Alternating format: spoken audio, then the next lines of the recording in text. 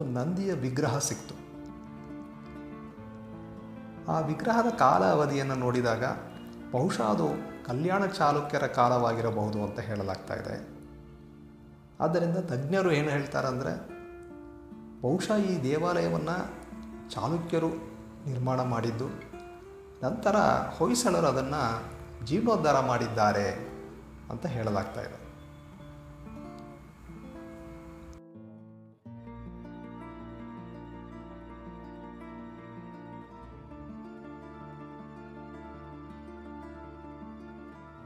ಸುಮಾರು 800 ವರ್ಷಗಳ ಇತಿಹಾಸವನ್ನು ಹೊಂದಿರುವಂತಹ ಈ 12ನೇ ಶತಮಾನದ ಪ್ರಾಚೀನವಾದ ದೇವಸ್ಥಾನವನ್ನು ನಿಮಗೆ ಸಮಯ ಸಿಕ್ಕಿದಾಗ ಬಂದು ನೋಡಿ ಅಂತ ಕೇಳ್ಕೊಳ್ತಾ ಈ ವಿಡಿಯೋವನ್ನು ಮುಗಿಸ್ತಾ ಇದ್ದೀನಿ. ನಮಸ್ಕಾರ.